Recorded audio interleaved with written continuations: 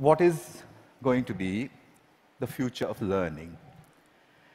I do have a plan, but in order for me to tell you what that plan is, I need to tell you a little story which kind of sets the stage. I tried to look at where did the kind of learning we do in schools, where did it come from? And, you can look far back into the past, but if you look at present-day schooling the way it is, it's quite easy to figure out where it came from. It came from about 300 years ago. And it came from the last and the biggest of the empires on this planet. Imagine trying to run the show, trying to run the entire planet without computers, without telephones, with data handwritten on pieces of paper and traveling by ships. But the Victorians actually did it. What they did was amazing. They created a global computer made up of people. It's still with us today. It's called the bureaucratic administrative machine. In order to have that machine running, you need lots and lots of people. They made another machine to produce those people, the school. The schools would produce the people who would then become parts of the bureaucratic administrative machine. They must be identical to each other. They must know three things. They must have good handwriting, because the data is handwritten. They must be able to read, and they must be able to do multiplication, division, addition, and subtraction in their head. They must be so identical that you could pick one up from New Zealand and ship them to Canada, and he would be instantly functional. The Victorians were great engineers. They engineered a system that was so robust that is still with us today, continuously producing identical people for a machine that no longer exists. The empire's gone. So what are we doing with that design that produces these identical people? And what are we going to do next, if we ever are going to do anything else with it? So that's a pretty strong comment there. I said, schools as we know them now, they're obsolete. I'm not saying they're broken. It's quite fashionable to say that the education system's broken. It's not broken. It's wonderfully constructed. It's just that we don't need it anymore. It's outdated. What's the kind of jobs that we have today? Well, the clerks are the computers. They're there in thousands in every office. And you have people who guide those computers to do their clerical jobs. Those people don't need to be able to write beautifully by hand. They don't need to be able to multiply numbers in their heads. They do need to be able to read. In fact, they need to be able to read discerningly. Well, that's today. But we don't even know what the jobs of the future are going to look like. We know that people will work from wherever they want, whenever they want, in whatever way they want. How is present-day schooling going to prepare them for that world? Well, I bumped into this whole thing completely by accident. I used to teach people how to write computer programs in New Delhi 14 years ago. And right next to where I used to work, there was a slum. And I used to think, how on earth are those kids ever going to learn to write computer programs? Or should they not? At the same time, we also had lots of parents, rich people, who had computers, and who used to tell me, my son, I think he's gifted, because, he does wonderful things with computers. And my daughter, oh, surely she's, extra intelligent, and so on. So I suddenly figured that how come all the rich people are having these extraordinarily gifted children? What did the poor do wrong? I made a hole in the boundary wall of the slum next to my office, and I stuck a computer inside it just to see what would happen if I gave a computer to children who never would have one, didn't know any English, didn't know what the internet was. The children came running in. It was 3 feet off the ground, and they said, "What is this?" And I said, "Yeah, but it's, I don't know." So they said, "Why have you put it there?" I said, "Just like that." And they said, "Can we touch it?" I said, "If you wish to." And I went away. About 8 hours later, we found them browsing and teaching each other how to browse. So I said, "But that's impossible. Because, how is it possible? They don't know anything." My colleagues said, "No, it's a simple solution. One of your students must have been passing by, showed them how to use the mouse." So I said, "Yeah, that's possible." So I repeated the experiment. I went 300 miles out of Delhi into a really remote village where the chances of a passing software development engineer was very little. I repeated the experiment there. There was no place to stay, so I stuck my computer in, I went away, came back after a couple of months, found kids playing games on it. When they saw me, they said, "We want a faster processor and a better mouse." So I said, "How on earth do you know all this?" And they said something very interesting to me. In an irritated voice, they said, "You've given us a machine that works only in English, so we had to teach ourselves English in order to use it." That's the first time as a teacher that I heard the word "teach ourselves" said so casually. Here's a short glimpse from those years. That's the first day at the Hole in the Wall. On your right is an 8-year-old. To his left is his student. She is 6. And he's teaching her how to browse. Then on to other parts of the country. I repeated this over and over again, getting exactly the same results everywhere.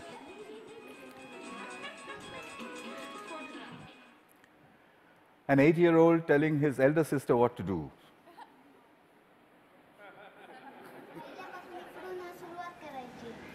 And finally, a girl explaining in Marathi what it is, and said, "There's a processor inside." So I started publishing. I published everywhere. I wrote down and measured everything, and I said, in 9 months, a group of children left alone with a computer in any language would reach the same standard as an office secretary in the West. I'd seen it happen over and over and over again. But I was curious to know what else would they do if they could do this much. I started experimenting with other subjects. Among them, for example, pronunciation. There's one community of children in southern India whose English pronunciation was really bad. And they needed good pronunciation because that would improve their jobs. I gave them a speech-to-text engine in a computer. And I said, "Keep talking into it until it types what you say." Okay. They did that, and watched a little bit of this. Nice to meet you. Nice to meet you. The reason I end it with the face of this young lady over there is because I suspect many of you know her. She's now joined a call center in Hyderabad and may have tortured you about your credit card bills. in a very clear English accent. So then people said, "Well, how far will it go? Where does it stop?" I decided I would destroy my own argument by creating an absurd proposition. I made a hypothesis, a ridiculous hypothesis. Tamil is a South Indian language, and I said, can Tamil-speaking children in a South Indian village learn the biotechnology of DNA replication in English from a street-side computer? And I said, I'll measure them, they'll get a 0. I'll spend a couple of months, I'll leave it for a couple of months, I'll go back, they'll get another 0. I'll go back to the lab and say, we need teachers. I found a village. It was called Kali Kuppam in southern India. I put in hole-in-the-wall computers there, downloaded all kinds of stuff from the internet about DNA replication, most of which I didn't understand. The children came rushing and said, what's all this? So I said, it's very topical, very important. It's all in English. So they said, how can we understand such big English words and diagrams and chemistry? So by now, I had developed a new pedagogical method, so I applied that. I said, I haven't the foggiest idea. and anyway, I'm going away. So I left them for a couple of months. They'd got a 0. I gave them a test. I came back after 2 months, and the children trooped in and said, we've understood nothing. So I said, well, I mean, what did I expect? So I said, okay, but how long did it take you before you decided that you can't understand anything? So they said, we haven't given up. We look at it every single day. So I said, what? You don't understand these screens, and you keep staring at it for 2 months. What for? So a little girl, who you'll see just now, she raised her hand, and she says to me in broken Tamil and English, she said, well, apart from the fact that improper replication of the DNA molecule causes disease, we haven't understood anything else.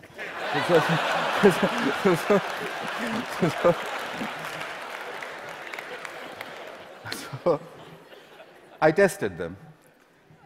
I got an educational impossibility, 0 to 30% in 2 months in the tropical heat with a computer under the tree in a language that they didn't know, doing something that's a decade ahead of their time. Absurd. But I had to follow the Victorian norm. 30% is a fail.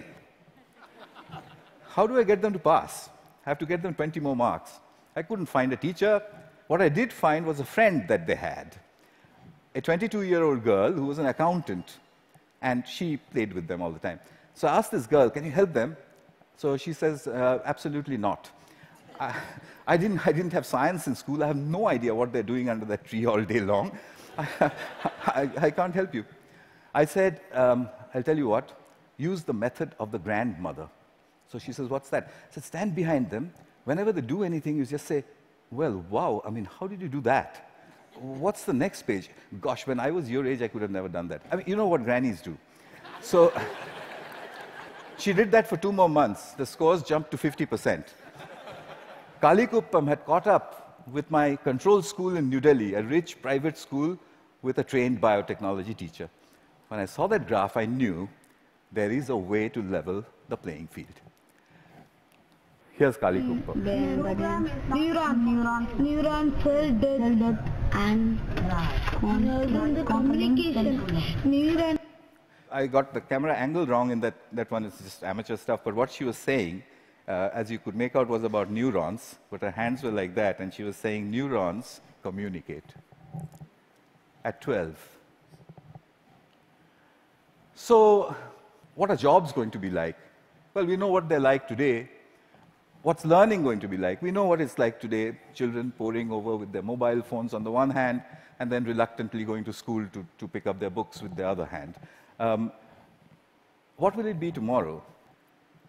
Could it be that we don't need to go to school at all? Could it be that at the point in time when you need to know something, you can find out in 2 minutes?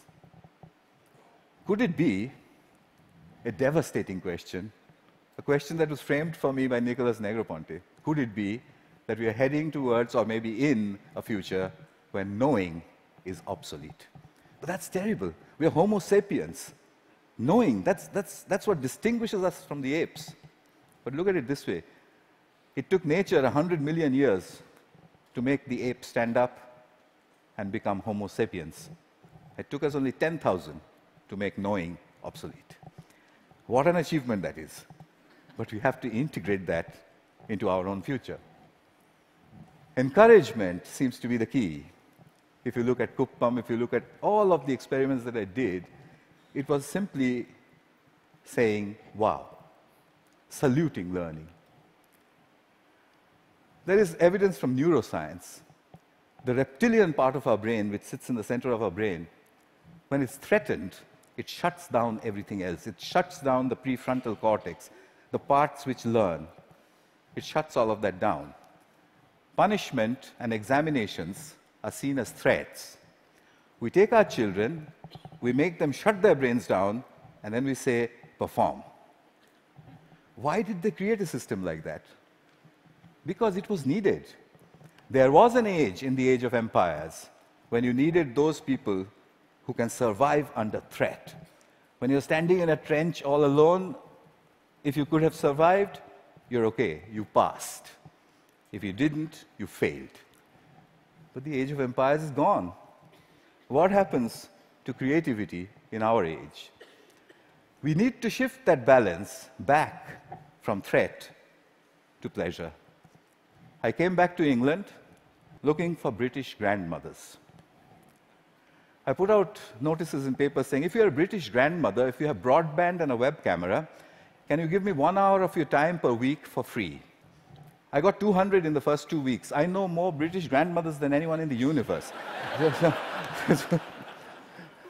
They're called the granny cloud. The granny cloud sits on the internet. If there's a child in trouble, we beam a gran. She goes on over Skype and she sorts things out. I've seen them do it from a village called Diggles in northwestern England, deep inside a village in Tamil Nadu, India, 6,000 miles away. She does it with only one age-old gesture. Okay. Watch this. You can't catch me. You say it. You can't catch me. I'm the gingerbread man. Well done. Very good. So what's happening here? I think what we need to look at is we need to look at learning as the product of educational self-organization. If you allow the educational process to self-organize, then learning emerges. It's not about making learning happen, it's about letting it happen. The teacher sets the process in motion, and then she stands back in awe and watches as learning happens. I think that's what all this is pointing at. But how will we know? How will we come to know? Well, I intend to build these self-organized learning environments. They are basically broadband, collaboration, and encouragement put together. I've tried this in many, many schools. That's been tried all over the world, and teachers sort of stand back and say, it just happens by itself? And I said, yeah, it happens by itself. How did you know that? And I said, you won't believe the children who told me and where they're from. Here's a soul in action.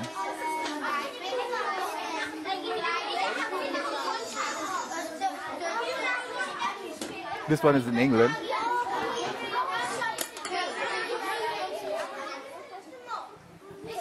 He maintains law and order. Because remember, there's no teacher around.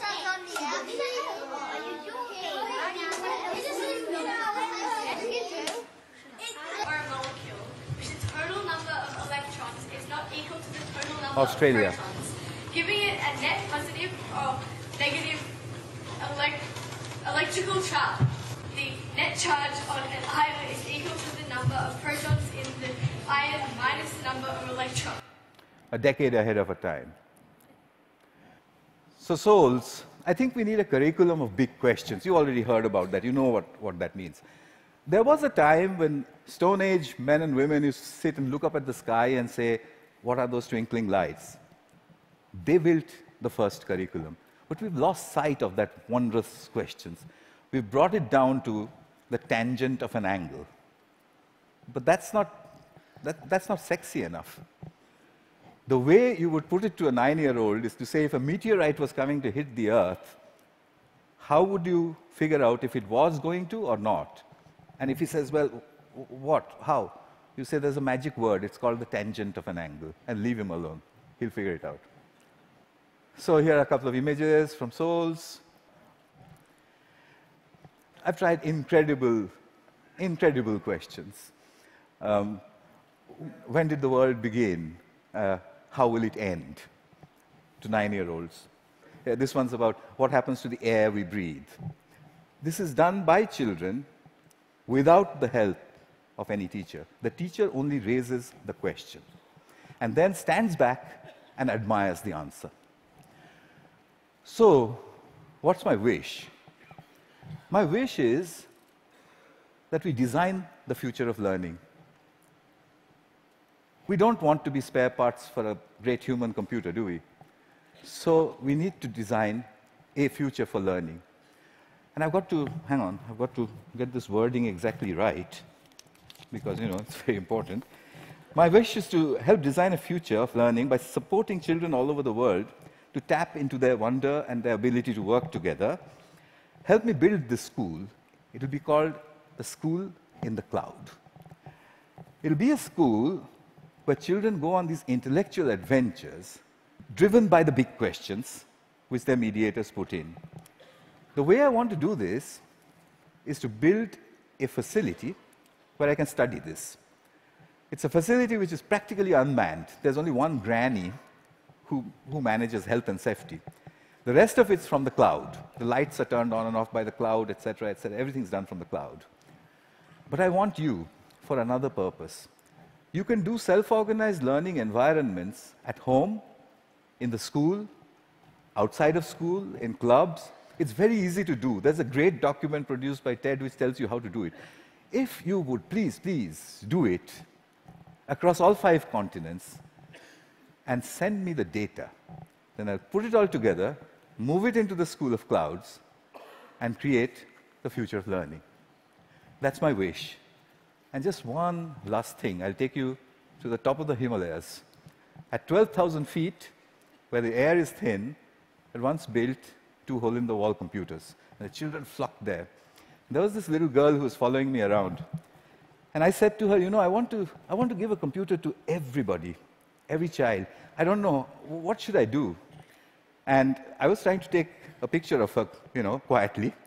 She suddenly raised her hand like this and said to me, "Get on with it."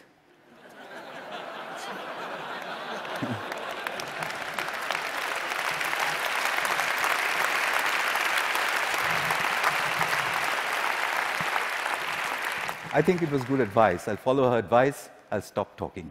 Thank you. Thank you very much.